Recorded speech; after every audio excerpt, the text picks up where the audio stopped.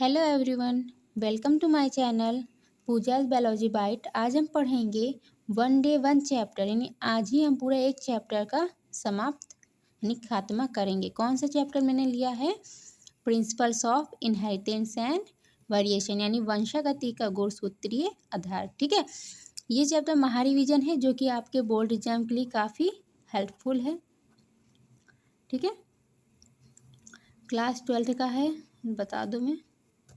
तो वंशागति का गुणसूत्रीय आधार, सबसे पहले हम देखते हैं आनुवंशिकता क्या होती है।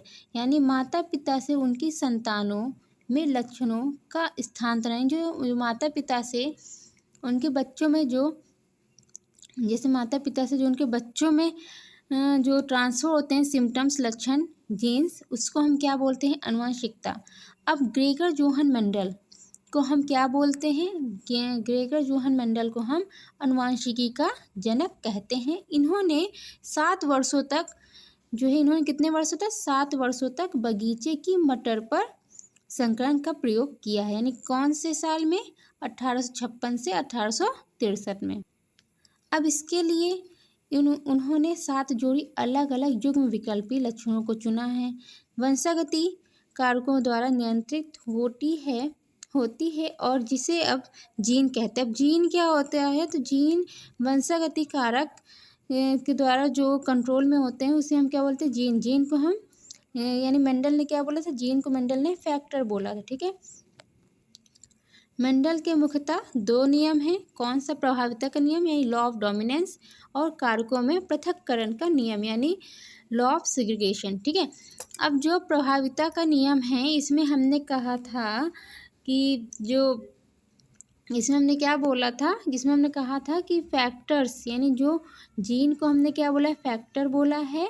और मैंने कहा था कि यानी जो फैक्टर मान लो प्रभाव दिखा रहा है उसे हम प्रभावी कहते हैं, और जो प्रभाव नहीं दिखा रहा है उसे हम अप्रभावी बोलेंगे। ठीक है, जैसे हमने कैपिटल टी स्मॉल टी कहा था, तो जो कैपिटल टी है ये प्रभाव दिखा रहा है तो इससे हम क्या बोलेंगे? प्रभावी। स्मॉल टी प्रभाव नहीं दिखा रहा, इसे क्या बोलेंगे? अप्रभावी। कारकों में पृथक्करण का नियम, इसमें हमने बताया था कैसे जो कारक हैं वो पृथक्करण सिग्रेट कर रहे हैं। ठीक है, तो हमने कहा था मान लो जैसे कैपिटल टी है तो 100% कैसा है? टॉल है। स्मॉल टी है 100% कैसा है? ये ड्रॉफ यानी बौना है। ठीक है, और कैपिटल टी स्मॉल टी यानी ये 50% टॉल है और ये 50% ड्रॉफ है। ठीक है, इसमें हमने ये सब पढ़ा था, याद हो आपको, है ना। अब जो मैंने कहा मैम आपने यहाँ जो युग्म विकल्पी बता रही ये क्या है? तो हमने कहा हमने 7 लिए थे, 7 पेयर, याद हो। ठीक है, पहला हाइट, क्या लिया है मैंने? हाइट हमारी टॉल होगी या ड्रॉप होगी, यानी कोई पौधा है लंबा होगा या बौना होगा। फिर हमने कहा फ्लावर की पोजीशन कैसी है? पोजीशन या तो एक्सियल होगी या टर्मिनल होगी। फिर हमने कहा फ्लावर का कलर कैसा है? तो कलर कैसा होगा? ये तो वायलेट होगा या वाइट। फिर हमने कहा सीड का कलर कैसा है? सीड का कलर कैसा होगा? येलो या ग्रीन। फिर सीड का शेप राउंड और रिंकल्ड। फिर पॉड कलर ग्रीन और येलो। पॉड शेप इन्फ्लेटेड और कंस्ट्रिक्टेड। ठीक है, अब इसके बाद दोनों नियम मैंने जैसे आप पहले वीडियो में समझाया है वैसे मैंने इसमें जितना मुझे बताना था, जितना आपको पता होना चाहिए उतना मैंने बताया है। जैसे आपको और डिटेल में चाहिए हो तो मैंने पिछली वीडियो में आप देखिएगा, उसमें मैंने अच्छे से फुल डिटेल में बताया है और उसकी जो थ्योरी है उसको भी उसमें लिखवाया है। ठीक है, अब अपूर्ण प्रभाविता क्या है? यानी इनकम्प्लीट डोमिनेंस। इनकम्प्लीट डोमिनेंस में आपको बताऊं क्या मैंने कहा? अपूर्ण प्रभाविता। ठीक है, क्या है? अपूर्ण प्रभाविता। अब इसे हमने बताया था ये इनकम्प्लीट डोमिनेंस है। क्या है? Incomplete dominance. ठीक है, अब इसको कैसे किया था? मैंने कहा था फिनोटाइप। ठीक है, जिसे हम लक्षण प्रारूप बोलते हैं। जीनोटाइप, जीन प्रारूप। फिर गैमेट, जिसे हम युग्मक बोलते हैं।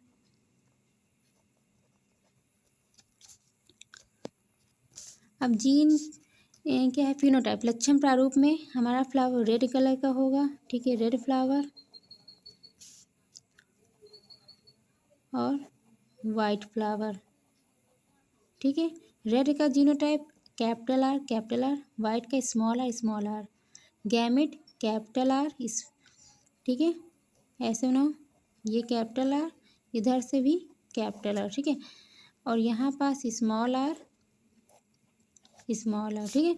अब इसके बाद F1 जनरेशन,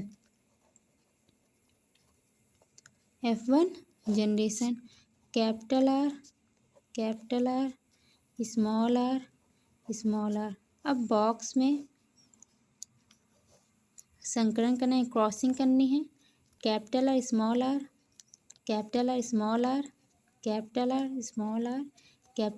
ठीक है। ये कैसे हैं, ऑल पिंक फ्लावर, कैसा है, पिंक फ्लावर, कैसे हैं, पिंक फ्लावर। इसके बाद हम सेल्फिंग करवाएंगे, क्या करवाएंगे, सेल्फिंग यानी स्वपरागण, ठीक है। अब सेल्फिंग में क्या करते हैं, जो ये हमारा रिजल्ट आया है कैपिटल आर, अब इसके हम बनाएंगे गैमेट,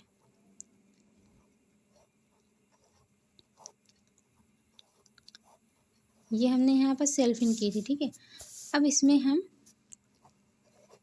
क्रॉस करेंगे, इसका यहीं संकलन करेंगे, ठीक है, कैपिटल आर, स्मॉल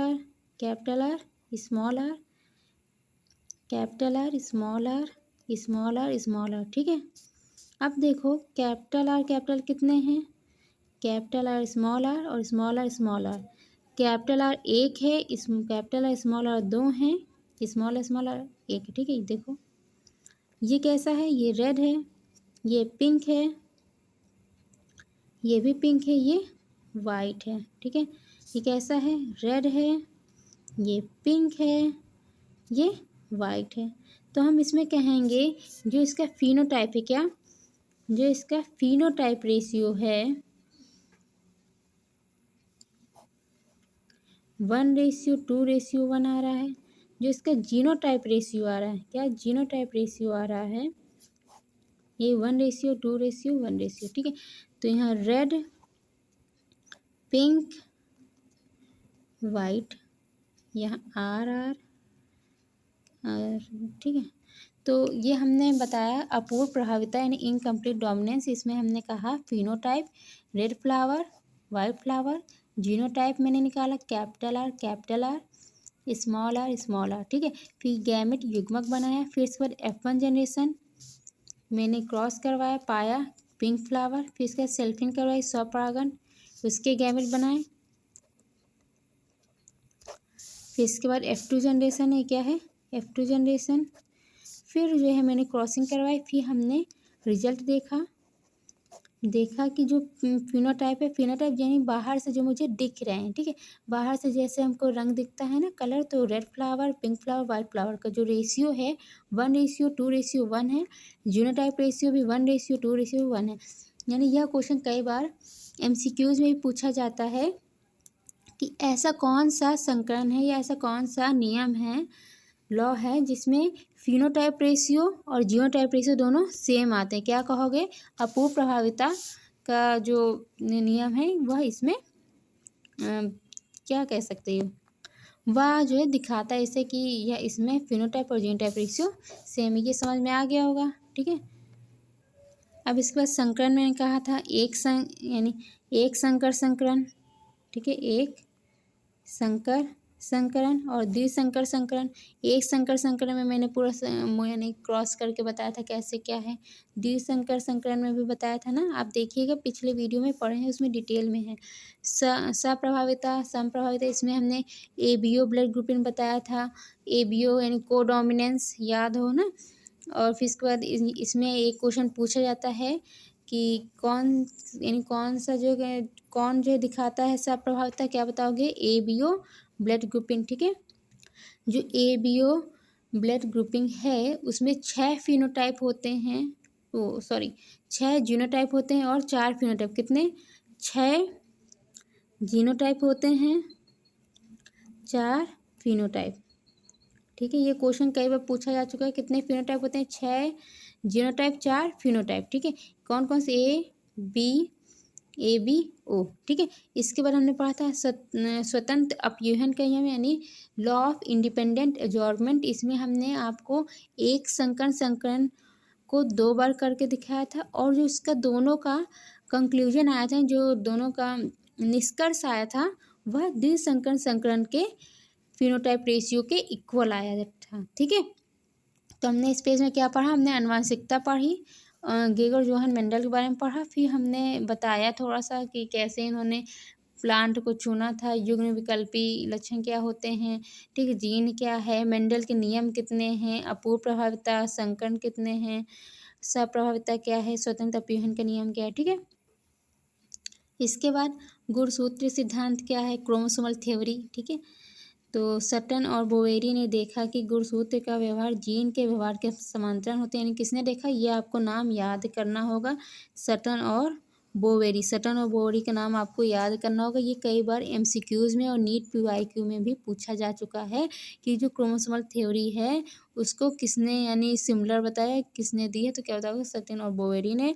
फिर इसको थॉमस हंट मॉर्गन, तो ये भी बहुत मेन है। इसमें पूछा जाता है कि जो एक्सपेरिमेंटल क्रोमोसोमल थ्योरी है, ठीक है, क्या जो एक्सपेरिमेंटल क्रोमोसोमल थ्योरी है किसने दी? क्या कहोगे? थॉमस हंट मॉर्गन ने दी। इन्होंने किसका उपयोग किया है? इन्होंने फल मक्खियों का उपयोग किया।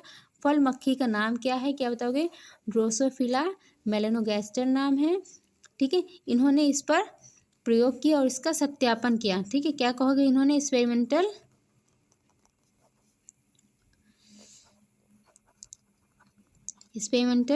प्रूफ दिया। क्या दिया? Experimental proof. ठीक है, क्या दिया? एक्सपेरिमेंटल प्रूफ दिया है। फिर इसके बाद हम पढ़ेंगे बहुजीनी वंशागति क्या है। ठीक है, यानी पॉलीजेनिक इनहेरिटेंस, इसके बारे में। फिर हमने कहा बहुप्रभावित क्या है।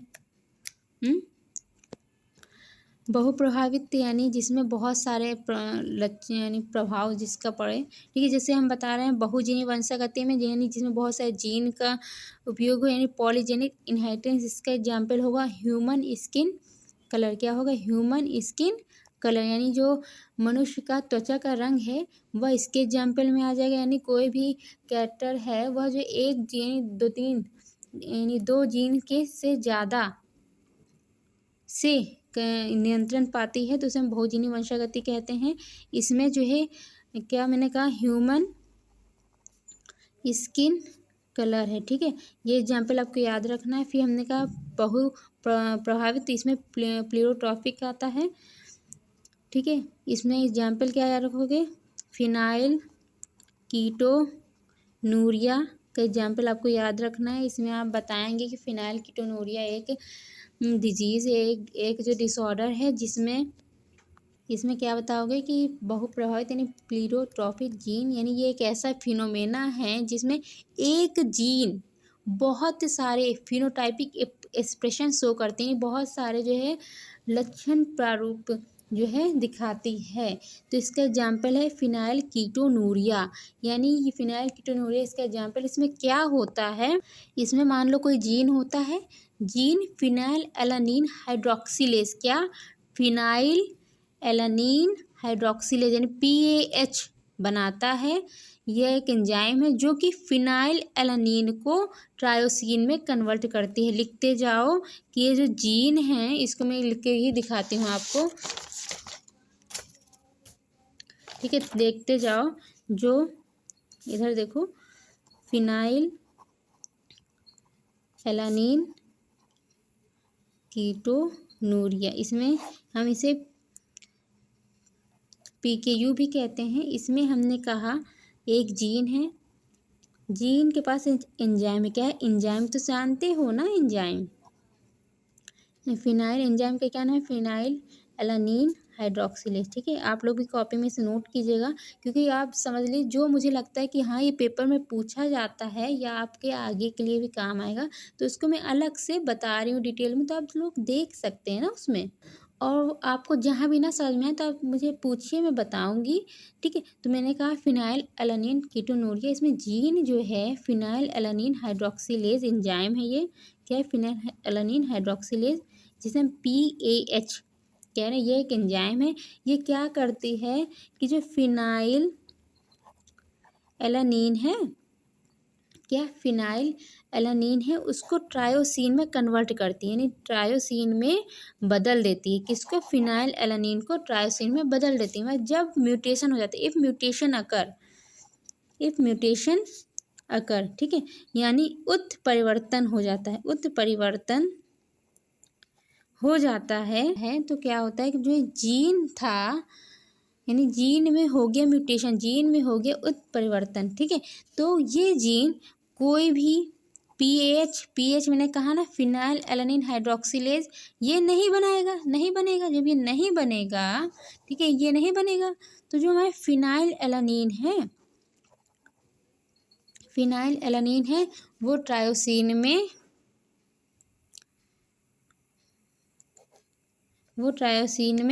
कन्वर्ट नहीं होगा, यानी कोई कन्वर्जन नहीं होगा, नो कन्वर्जन, कोई बदलाव उसमें नहीं होगा। ये ऐसे का ऐसे ही रहेगा। जब ऐसे का ऐसे रहेगा तो यह फिनाइल पायरुविक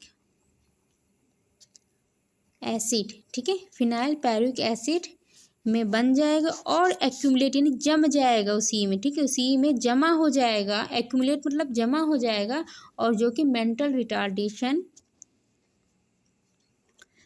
रिटार्डेशन और हेयर लॉस और स्किन पिगमेंटेशन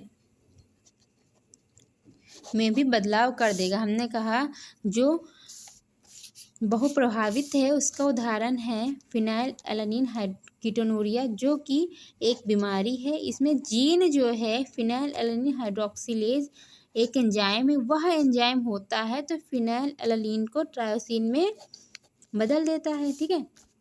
अगर म्यूटेशन हो गया, उत्परिवर्तन हो गया, तो जो जीन है वह जो पीएच है, ठीक है, पीएच जानते हो ना, फिनाइल एलानीन हाइड्रोक्सिलेज उसको नहीं बनाती। जब ये नहीं बनेगा तो हमारा फिनाइल एलानीन ट्रायोसिन में कन्वर्ट नहीं होगा। जब ये नहीं होगा तो ये इकट्ठा हो जाएगा, जम जाएगा, किसकी फॉर्म में, यानी फिनाइल पायरुविक एसिड के रूप में, यानी फिनाइल पायरुविक अम्ल के रूप में जम जाएगा, इकट्ठा हो जाएगा, और जिसकी वजह से mental retardation, hair loss, skin pigmentation में चेंजमेंट आएगा। क्लियर है।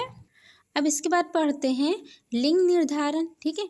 यह वह विधि है जिसके द्वारा भ्रूण के नर या मादा होने का निर्धारण होता है, ठीक है। सबसे पहले 1891 में हैंकिंग नामक एक वैज्ञानिक हैं, उन्होंने एक्स बॉडी का अवलोकन किया था, ठीक है, ये आपको नाम याद रखना है, हैंकिंग। इन्होंने एक्स बॉडी का अवलोकन किया था। इन्होंने बताया, ये भी याद रखना है आपको, इन्होंने बताया मनुष्य और ड्रोसोफिला कौन है? फल वाली मक्खी है। उसका प्रकार कैसा है? XX XY। ये एमसीक्यूज में कई बार पूछा जा चुका है। कीटों में XX XO, पक्षियों में ZW ZZ, तितलियों में और मॉथ क्या है? ये भी एक तरह का तितली जैसा दिखने वाला कीट है, ठीक है। इसका क्या होता है? ZZ ZO। क्लियर। अब हम बात करते हैं उत्परिवर्तन, ठीक है। उत्परिवर्तन क्या है? आकस्मिक, स्थिर एवं वंशागत परिवर्तन, यानी आकस्मिक यानी जो अचानक होता है, धीरे धीरे स्थिर एवं वंशागत परिवर्तन, वंशागत में परिवर्तन कर देता है। डी व्रीज ने इसे जैव विकास का प्रमुख कारण बताया। किसने बताया जैव विकास का प्रमुख कारण, यानी प्रमुख कारक किसने बताया? डी वेरीज ने, ठीक है। अब जो उत्परिवर्तन है वो भी दो तरीके से है। पहला गुणसूत्रीय उत्परिवर्तन, दूसरा जीन उत्परिवर्तन। गुणसूत्रीय उत्परिवर्तन में जो गुणसूत्रीय संख्या में परिवर्तन हो रहे हैं, संख्या में परिवर्तन होगा, या फिर उसकी संरचना में, किसमें? अगर हम गुणसूत्रीय उत्परिवर्तन की बात करते हैं तो गुणसूत्रीय तो संख्या में परिवर्तन करेगी या तो उसकी संरचना में। अब जीन उत्परिवर्तन क्या है? जीन की संरचना में करेगी या डीएनए अनुक्रम से परिवर्तन, ठीक है, यानी प्रतिस्थापन और फ्रेम शिफ्ट, ठीक है। फ्रेम शिफ्ट में आ जाएगा आपका इंसर्शन, डिलेशन, ठीक है। ठीक है। डुप्लीकेशन ये सब किस में आएगा, फ्रेम शिफ्ट में। अभी और बताऊँ तो इसमें पॉइंट म्यूटेशन भी आ जाएगा, ठीक है। ये सब डिटेल वीडियो में रहेगा। ये आपका पूरा महा रिवीजन है, यानी आपको जितना भी पेपर है आपका इस चैप्टर्स का, तो अब जितना मैं पढ़ा रही हूँ उसको आप पढ़ के गए हैं और बेसिक नॉलेज है आपको, तो आपके पेपर में 100 लाने से कोई नहीं रोक सकता है, ठीक है। तो जितना पढ़ा रही हूँ आप समझने में ध्यान दीजिए, और जो मैं एक्स्ट्रा बोल रही हूँ आप उसे नोट कीजिए, क्योंकि महा रिवीजन में मैं सब बातें तो लिख पाऊँगी नहीं, ठीक है। सब बातें लिख पाऊँगी नहीं, जो मुझे लगता है हाँ आप भूल सकते हैं या मेन है उसको लिखने से आप और भी बातें याद आ जाएंगी, तो मैं वैसे लिखती हूँ। जैसे मैंने यहाँ बताया था कि मैंने यहाँ लिखा है एक संकर संकरण और द्विसंकर संकरण, ठीक है। तो इसमें आप समझ पा रहे होंगे कि इसमें कैसे क्रॉस हुआ था, इसमें कैसे क्रॉस हुआ था, इसका क्या रेशियो आया था। तो एक संकर संकरण का जो F2 रेशियो है, यानी F2 जनरेशन में जो फिनोटाइप रेशियो कितना आया था, कितना आया था 3:1। आप लोग लिख भी लो चाहे, नहीं बाद में कहूँगा हमने लिखाया नहीं, ठीक है। इसका लिख लो, इसका फिनोटाइप रेशियो कितना है 3:1, ठीक है। क्या है फिनोटाइप रेशियो, ठीक है। और जीनोटाइप कितना है 1:2:1। अब ऐसे द्विसंकर का फिनोटाइप रेशियो कितना है 9:3:1, ठीक है। आपको याद आ जाना चाहिए कि कैसे पूरा वो प्रोसेस हुआ था, कैसे कैसे हमने लिखा था, ठीक है। और इस हिसाब से आपको तैयारी भी करनी है कि आपको थोड़ा सा हिंट मिल रहा है तो आप जो है पूरा उसे समझ पाएँ, ठीक है। तभी मैं कह रही हूँ जितना मैं पढ़ा रही हूँ ना, तो उसको अच्छे से एक बार रिवाइज करते रहो। जो मेरे वीडियोज़ हैं उसको देखो, अगर आपको ये हेल्प उससे मिल रही हो, ठीक है। इसके बाद हमारा वंशावली विश्लेषण, यानी इसे हम पेडिग्री एनालिसिस भी कहते हैं। इसको ये जो है ये मेल है, ये फीमेल है, और ये सेक्स अनस्पेसिफाइड। और इसमें अगर मैं कलर कर दूं तो यानी अफेक्टेड इंडिविजुअल, यानी इनको बीमारी है। और ये क्या दिखा रहा है, ये मैटिंग, यानी आपस में मैटिंग हुई है। और ये डबल लाइन है तो रिलेटिव्स के बीच में मैटिंग हुई है। और ये ऊपर वाले पेरेंट्स हैं और नीचे क्या है उनके चाइल्ड है, बच्चे हैं। और ये पेरेंट्स की चाइल्ड, और चाइल्ड में कलर है, और ये किससे कैसा है मेल, तो कैसा है अफेक्टेड मेल चाइल्ड। फिर ये क्या है, यानी 5 अनअफेक्टेड चाइल्ड, क्योंकि इसमें कलर नहीं है ना, इसलिए कैसा है 5 अनअफेक्टेड चाइल्ड। अब आप पूछेंगे मैं आप ये क्यों बता रही हूँ, इससे कैसे क्वेश्चन आएंगे, तो इससे ऐसे क्वेश्चन आएंगे। कैसे क्वेश्चन आएंगे एग्जाम्पल में दे रही हूँ, मान लो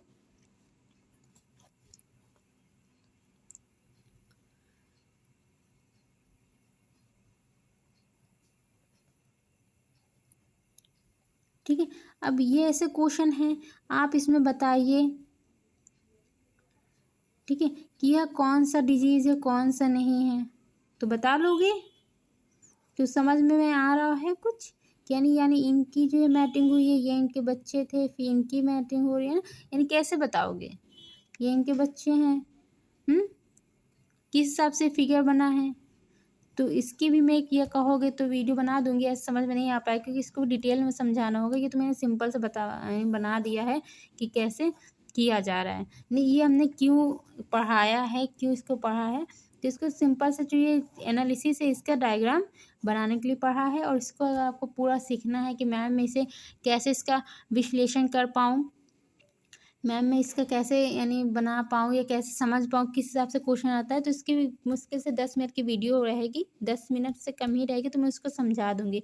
इस टाइम यहाँ समझाने में आपको जो है यही समझ में थोड़ा कम आएगा, क्योंकि मुझे एक एक उसका फिगर बनाना होगा कि हीमोफीलिया का फिगर बनाऊँगी, ठीक है, मायोटोनिक डिस्ट्रॉफी के बनाऊंगी, सिस्टिक फाइब्रोसिस, थैलासेमिया, यानी बहुत सारे फिगर्स आ जाएंगे जिसमें आप कंफ्यूज भी हो जाएंगे। इसलिए मैं आपको बस इतना ही आपको ध्यान देना है, और इसका फिगर जो है मैं एक अलग वीडियो में समझा दूंगी। अब हम बात करते हैं अनुवांशिक विकार, ठीक है। अनुवांशिक विकार कैसे होते हैं, कितने हैं, 2 तरह के होते हैं। कैसे, कौन कौन से, मेंडेलिव विकार और गुणसूत्रीय विकार। मेंडेलिव में कलर ब्लाइंडनेस, ठीक है, वर्नार्ता यानी कलर ब्लाइंडनेस, और हीमोफीलिया। हीमोफीलिया कलर ब्लाइंडनेस क्या है, एक्स लिंक, ठीक है, यानी एक्स लिंक सहलग्न है। ये पूछा जाता है कि यानी जो कलर ब्लाइंडनेस है, हीमोफीलिया है, वो कैसा है, तो क्या कहोगे, एक्स लिंक सहलग्न। और हसिया का रुधिर अन्य एनीमिया, ये कैसा है, और फिनाइल कीटोनूरिया जो भी हम पढ़ के आए डिटेल में, ये दोनों है ना, ये दोनों कैसे हैं, तो मैंने ऊपर के दोनों कहा एक्स लिंक संलग्न है, नीचे कैसे हैं, ऑटोसोमल जीन उत्परिवर्तन है। अब गुणसूत्रीय विकार में 3 ही हैं, आपको मुश्किल से 3 ही याद करना है, Down syndrome, Turner syndrome, Klinefelter syndrome. अब मैं बताऊं कि 2024 के पेपर में क्या आया था, उसको मैं बता दूंगी, पहले इसको समझते हैं ना, हम भूल जाएंगे ना कैसे आप लोग कहने मैम आपने पढ़ाने बीच में क्या बता रही हैं। तो डाउन सिंड्रोम में क्या आपको याद रखना है कि 21वीं गुणसूत्र की ट्राइसोमी होती है।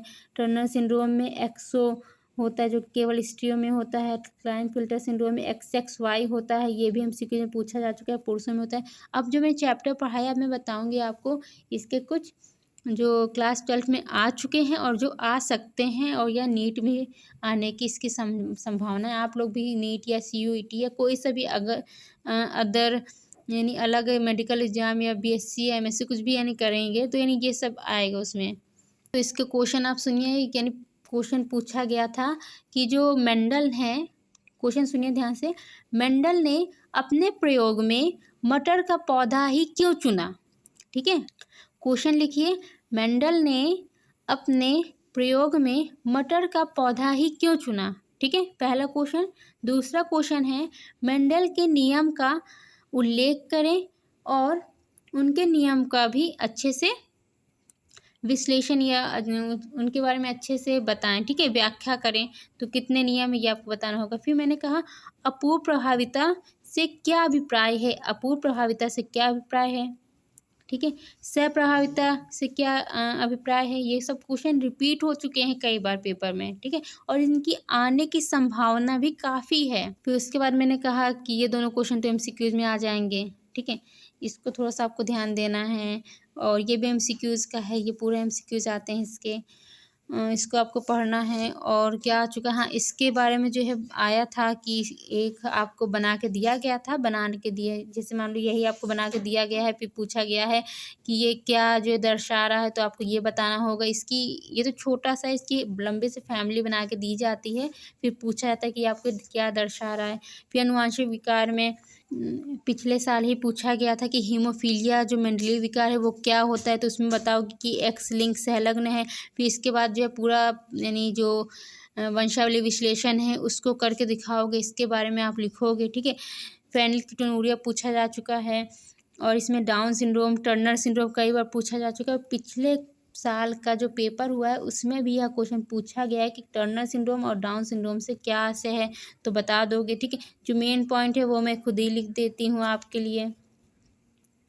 और अब हमको लगता है कि यानी क्लाइनफिल्टर सिंड्रोम से पूछा जा सकता है क्वेश्चन, तो लिख दोगे आप लोग हमारे हिसाब से। ठीक है, तो ये चैप्टर जो रिवीजन के हिसाब से था, तो रिवीजन के हिसाब से आपका ये जो पूरा चैप्टर है समाप्त हो गया है। और कोई भी दिक्कत हो तो आप मुझे पूछिए। ठीक है, मैं पर्सनली आपको कह रही हूँ कि अगर आप इस हिसाब से पढ़ेंगे तो आपका जो बोर्ड एग्ज़ाम होगा, ठीक है, उसमें आपका जो 100 है यानी 70 मार्क्स का आपका पेपर होता है बोर्ड में, तो उसमें 70 आउट ऑफ 70 ही रहेंगे।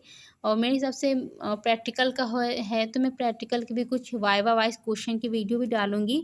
तो यानी बायो में मेरी तरफ से तो आपको पक्का है कि 100 में 100 मिलना ही है। बस ये ही आपसे निवेदन है कि जो मैं क्वेश्चन बताती हूँ उसको, और जैसे मैंने महा रिवीजन का था तो मैंने इसमें थोड़ा सा जो मेन पॉइंट है उसे ही बताया, उसे आपको पढ़ना है। और मेरी अलग से डिटेल में वीडियो चल ही रही हैं, आप उसे देखिए। ठीक है, जैसे मैंने जनन स्वास्थ्य की पूरी 4 वीडियो में कवर कर दिया, आप 4 वीडियो देखेंगे तो जनन स्वास्थ्य का एक भी क्वेश्चन आपका बाहर नहीं जाएगा। और हमारी अभी जो वीडियो है वो इसी में चल रही है, वंशागति का गुणसूत्रीय आधार, इसी चैप्टर की जहाँ तक 4 वीडियो आ चुकी हैं, अभी 3-4 वीडियो और आनी है तो ये चैप्टर भी ख़त्म हो जाएगा। ठीक है, मैंने मैं सोचा इसका चैप्टर का रिवीजन करवा देते हैं, तो मैंने रिवीजन के रूप में बता दिया इसमें आपको क्या क्या पढ़ना रहेगा और क्या क्या आपके लिए मेन है। कुछ क्वेश्चंस भी मैंने आपको इस वीडियो में बताए हैं जो कि आ चुके हैं। ठीक है, बोर्ड परीक्षा में और आने की संभावना भी है। ठीक है, तो हमारे हिसाब से आपको समझ में आ गया होगा। तो आज के लिए ही इतना ही रहने देते हैं। ठीक है, और फिर थैंक यू, लाइक सब्सक्राइब करना ना भूलें और भी ऐसी वीडियोस के लिए। ठीक है, कि लाइक सब्सक्राइब और शेयर करना आपकी मर्ज़ी है, इसमें मैं कुछ नहीं कर सकती। जैसे आपको समझ में आ रहा है कोई वीडियो तो आप शेयर कर देंगे। जो दूसरा बच्चा है उसका भी भला हो जाएगा। क्योंकि मुझे ऐसा नहीं लगता कि यूपी बोर्ड में क्या आएगा, क्या नहीं आएगा। उस हिसाब से जो क्वेश्चंस मैं बता रही हूँ, तो क्वेश्चंस कोई बता रहा हो या इतने कम समय में पूरा चैप्टर समझा रहा हो, आपको भी पढ़ा होगा तो आपको पता चल रहा है। और वैसे आपकी मर्ज़ी, लाइक करें या ना करें, ठीक है। मैं तो अपने हिसाब से सही कर ही रही हूँ, ठीक है। और फिर थैंक यू और बाय।